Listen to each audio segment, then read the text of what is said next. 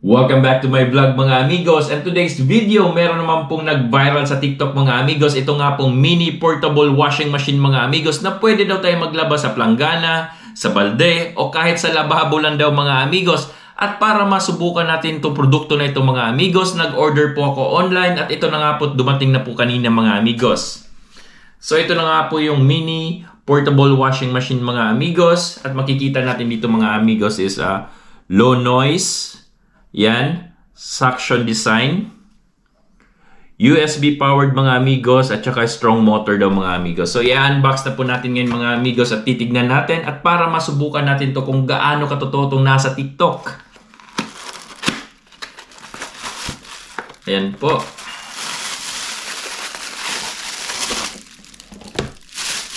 So, napakagaan lang niya mga amigos, at yun nga po, ito yung ididikit lang daw siya.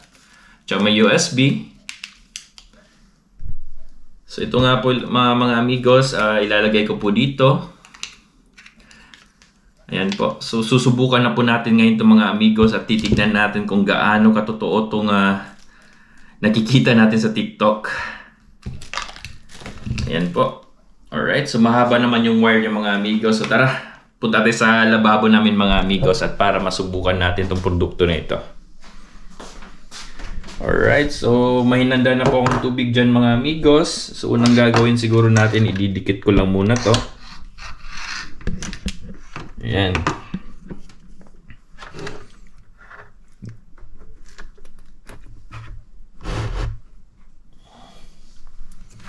Ayan. Uy. Ayaw dumikit. Subukan natin ulit. Ayan. Dumikit na nga po mga amigos, at isasaksak ko na nga po ngayon mga amigos. Ayan.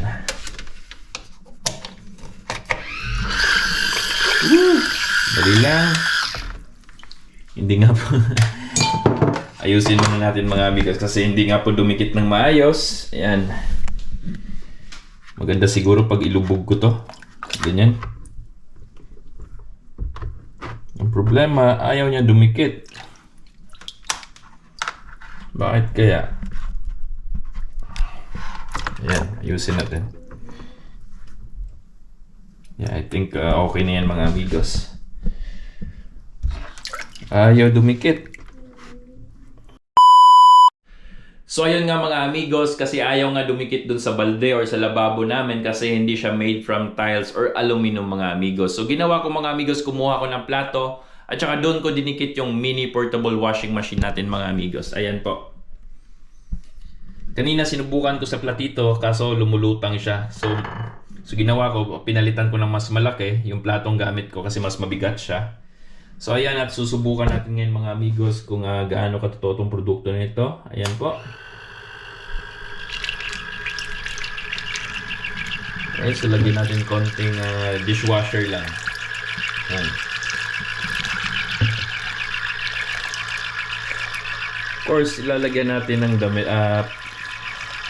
Pwede ba tela or panyo na lang siguro? Ayan, panyo na lang.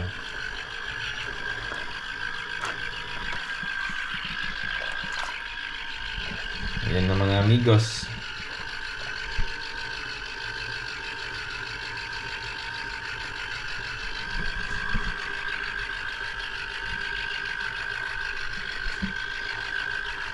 So ayun nga mga amigos, at napatunayan nga natin na totoo yung mini portable washing machine mga amigos. Sa mga gusto bumili, mag-comment lang para ilagay ko yung link sa comment section.